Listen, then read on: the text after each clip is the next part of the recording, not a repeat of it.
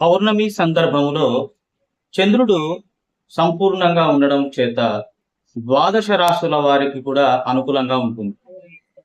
అష్టమ చంద్రుడైనా, అర్ధాష్టమ చంద్రుడైనా, ద్వాదశంలో చంద్రుడు ఉన్నా కూడా శుభ ఫలితాలను ఇవ్వడానికి అవకాశం ఉంటుంది. మనము ఎంతసేపు ఉన్నా మనం చిన్న చిన్న కోరికలను కూడా ఒక సమస్యగా భావించినప్పుడు మాత్రమే ఈ రాశి ఫలితాలు నాకు సరిపోవడం లేదని భావించడం జరుగుతూ ఉంటుంది. ఎక్కువగా సమస్య ఉన్నటువంటివి పరిస్థితులు వేరుగా ఉంటాయి. అలాంటివి ఏదన్నా వచ్చినప్పుడు మనకు కర్మానుసారము లేదా జన్మజాతకంలో ఉన్న లగ్నాన్ని ఆధారంగా చేసుకొని ఆ సమస్య అనేటువంటిది రావడం జరుగుతుందని మనం చెప్పవచ్చు. దశ అంతర్దశను కూడా చూడవచ్చు. కానీ గోచార ఫలితాలలో మాత్రము చంద్రుడు ఉన్నటువంటి స్థితి కానీ లేదా ద్వాదశ రాశుల్లో ఉన్నటువంటి గ్రహస్థితి కానీ మనం ఆధారంగా చేసుకొని మనకు ఈ రోజు బాగుంటుందా లేదా అనేటువంటిది నిర్ణయించవచ్చు. మనకు ఎక్కువ ప్రభావం చూపించేటువంటిది చంద్రుడు, రవి. పౌర్ణమి వేళ చంద్రుడు ఉన్నటువంటి స్థితిలో ద్వాదశ రాశులకు ఖచ్చితంగా అనుకూలంగా ఉంటుంది. కొన్ని సమయాలలో మాత్రమే ఆయా రాశులలో ఉన్నటువంటి పాపగ్రహాల చేత ఫలితాలు కొద్దిగా మాత్రమే తగ్గడం జరుగుతుంది. చంద్రుడు సంపూర్ణంగా ఉన్న సమయంలో ఖచ్చితంగా మీకు మనసులో ఎటువంటి ఆలోచనలు ఉండవు. మనసు ప్రశాంతంగా ఉండడానికి అవకాశం ఉంటుంది. దాని వలన మనలో అధికంగా కోరికలు కానీ లేదా మనం ఇంకా ఏదో చేయాలన్నటువంటి తాపత్రయం కానీ ఉండదు. ఎప్పుడైతే చంద్రుడు క్షీణస్థితికి మొదలవుతాడో అంటే పౌర్ణమి తర్వాత నుండి అప్పుడు మనలో అనుకోకుండా కొన్ని భయాలు అనేటువంటివి ఏర్పడడం జరుగుతూ ఉంటుంది. అమావాస్యకు కానీ రాత్రి సమయాల్లో కానీ ఎక్కువగా మనము భయపడడం జరుగుతూ ఉంటుంది.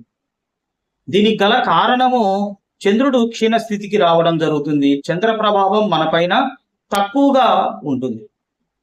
అందుకోసం ఒక నెలలో మనము ముందు ఉన్నటువంటి 15 రోజులు అమావాస్య నుండి పౌర్ణమి వరకు ఉన్నటువంటి సమయము చాలా కీలకమైనటువంటిది.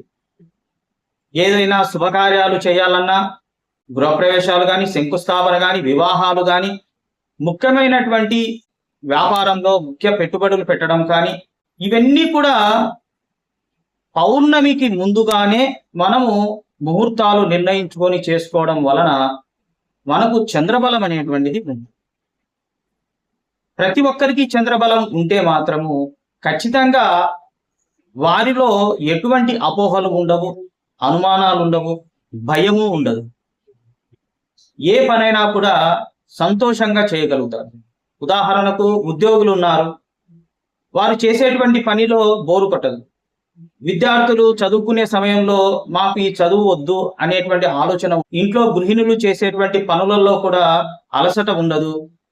చాలా సంతోషంగా కుటుంబ సభ్యుల కోసం చేస్తున్నాం అన్నటువంటి భావనలో చేస్తాం. నేను ఎక్కువగా చాలా మంది జాతకాలలో గమనించినటువంటిది పౌర్ణమి తర్వాత నుండి అమావాస్య వరకు ఉన్నటువంటి సమయాలలోనే ఎక్కువ సమస్యలను గుర్తించడం జరుగుతూ ఉంది.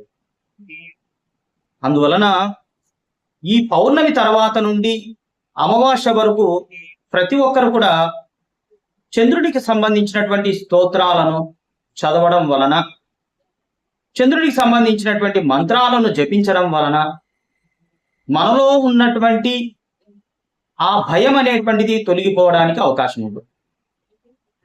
1-2 రోజులు చేస్తారు, మళ్ళీ వదిలేయడం జరుగుతూ ఉంటుంది. అలా కాకుండా రెగ్యులర్గా చేస్తున్నప్పుడు మనకు ఎనర్జీ అనేటువంటిది రావడం జరుగుతుంది. మంచి శుభ ఫలితాలు రావడము, మనలో భయాన్ని పోగొట్టుకోవడం జరుగుతుంది. ఎప్పుడైతే మనలో భయం ఏర్పడుతుందో ప్రతి విషయం కూడా మనకు సమస్యగా కనిపిస్తుంది. సమస్యలు కూడా రావడానికి కూడా అవకాశం ఉంది. అందువలన మనము ఈ పాడ్యమి నుండి అనగా పౌర్ణమి తర్వాత వచ్చేటువంటి పాడ్యమి నుండి అమావాస్య వరకు నిత్యము చంద్ర జపం అనేటువంటిది లేదా సోమవారాలు నవగ్రహ ప్రదక్షిణలు ఇలా చేస్తూ వెళ్ళినట్లయితే మాత్రము తప్పకుండా మానసిక స్థితి నుండి మనము బయటపడడానికి, మనసు ప్రశాంతంగా ఉండడానికి అవకాశం ఉంటుంది. పాతకాలం వేరు, ఇప్పుడు ప్రస్తుతం ఉన్నటువంటి ఈ కలికాలం వేరు.